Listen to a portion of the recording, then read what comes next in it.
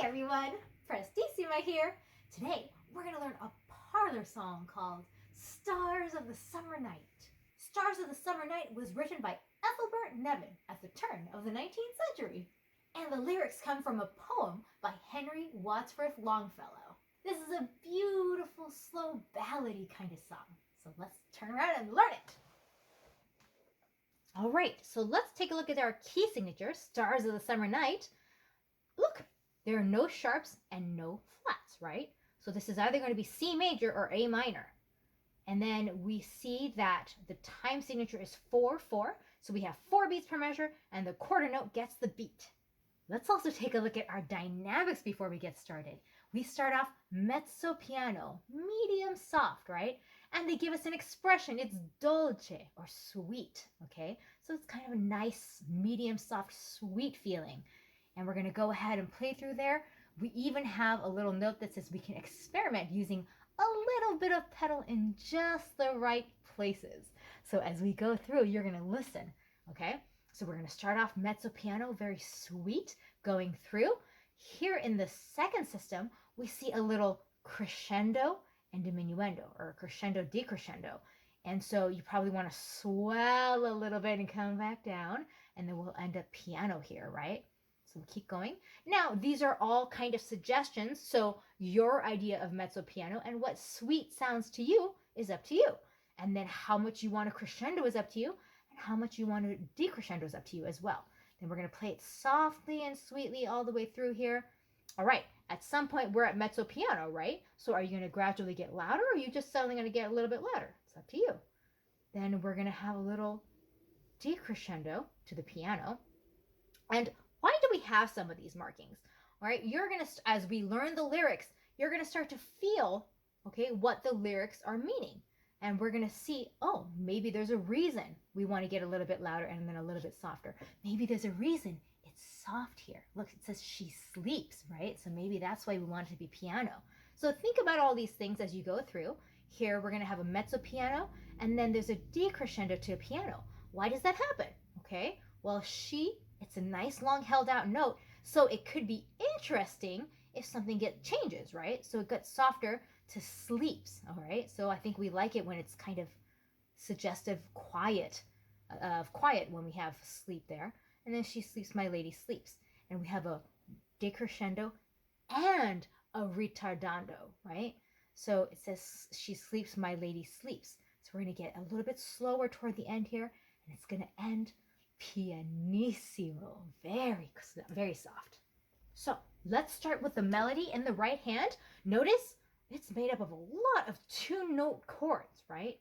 So let's see. I'm going to start on 2 and 4 here on the E and G. Remember, there's no sharps and flats, but these are accidentals, okay? And then they reset at the bar line. So we have 2 and 4, 1, 2, and then D sharp and F sharp. I'm going to play with my 1 and 3 fingers. Okay, and right back. So, and then back to where we were. Now, I'm going to jump my whole hand down so I can play these notes down here. E and C, right?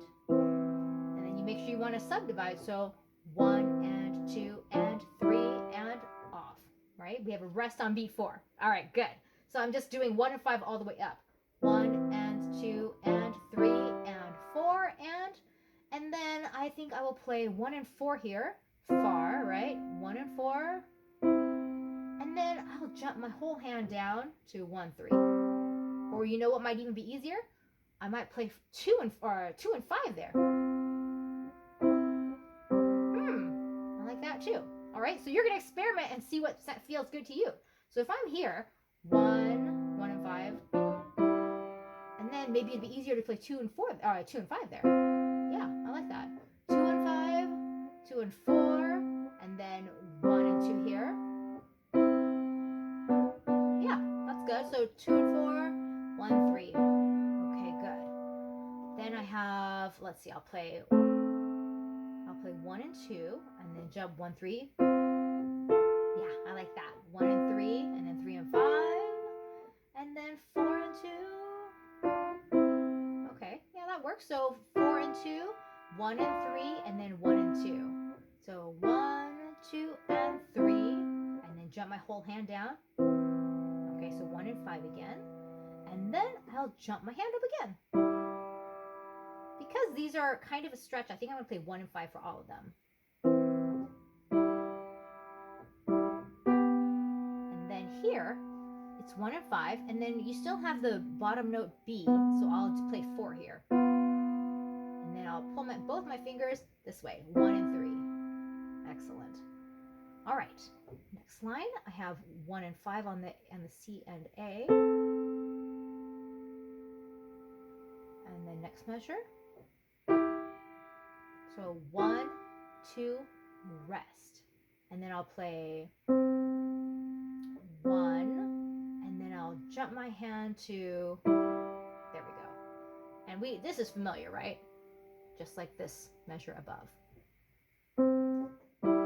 Now, you could also play 3, I suppose. So it's up to you, whatever's most comfortable for you.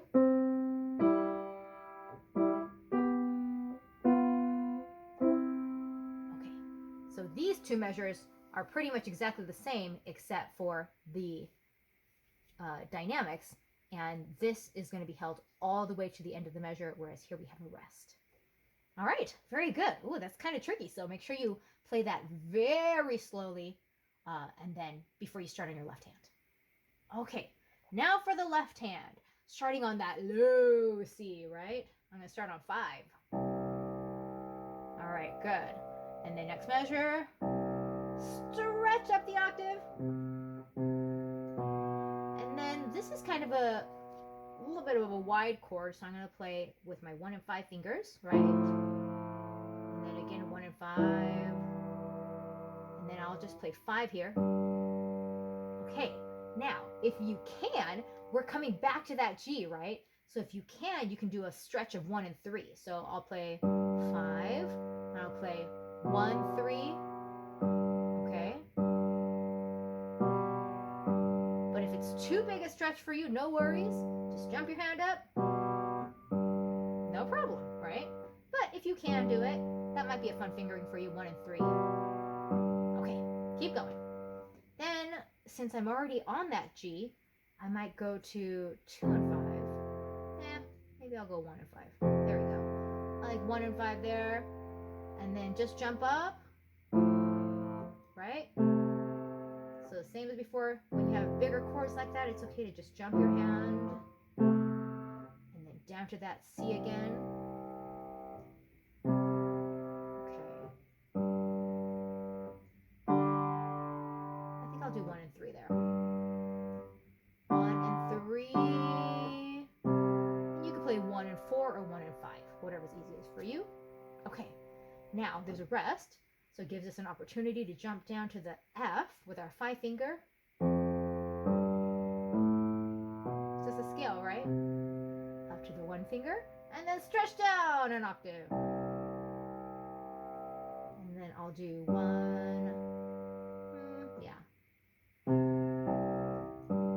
I'll play 5 finger on there, and then I'll jump up to 1, 2, and 4. And then 1, 3, 5. And then jump down to the low C.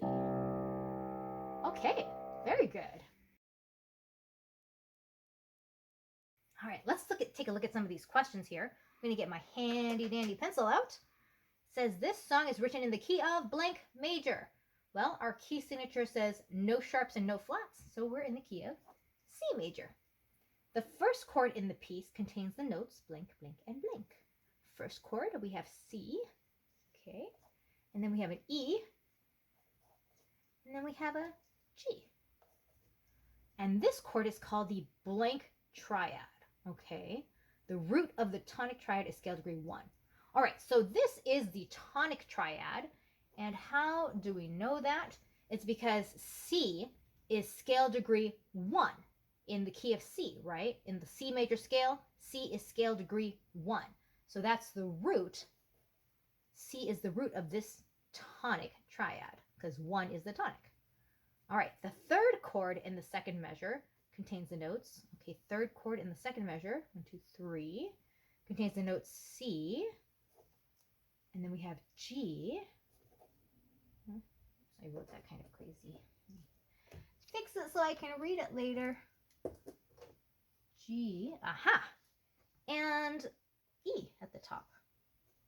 Okay, and this chord is called the blank triad. Well, it's really the same notes, right? We had C, E, G before, so now we're just playing it in a different order. Okay, but it's really all the same notes. So this is still the tonic triad, and the root of the tonic triad is scale degree 1 in C, right? C is the tonic.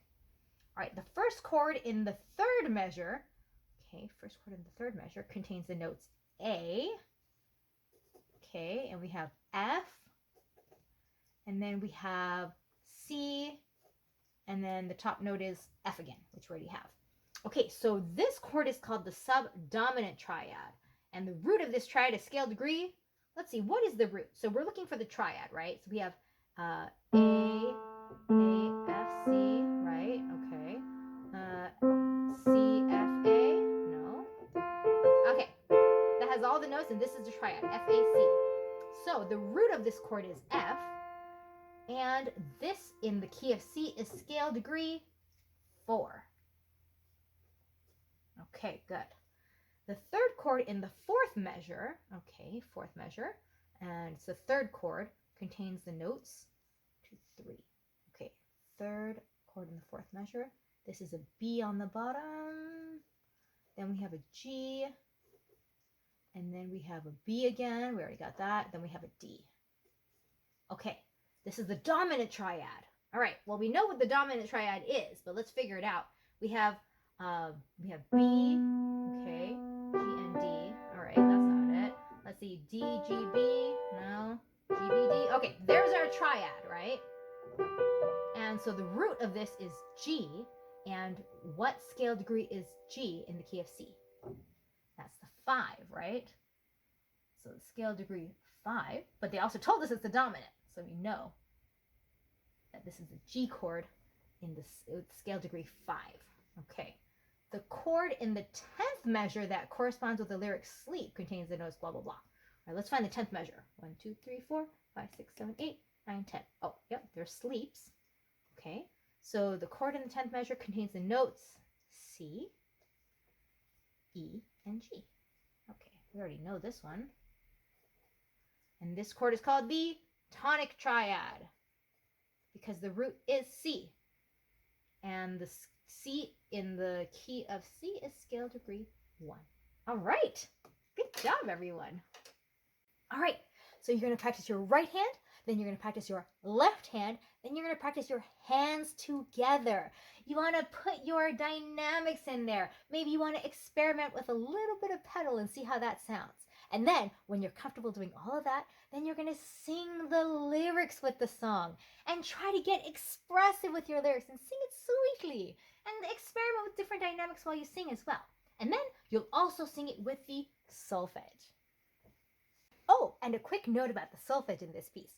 So when we have minor bass songs, we have solfege like me, right? And we also have le and te. Okay, they're altered. Now, in a major key, sometimes we're going to have notes that are not in the scale, right? So let's take a quick look here. We have F sharp. In the key of C, right, or in the C major scale, we don't have F sharp. So this is an altered note. And so instead of fa, which F would be, F sharp is going to be fi, because it's altered.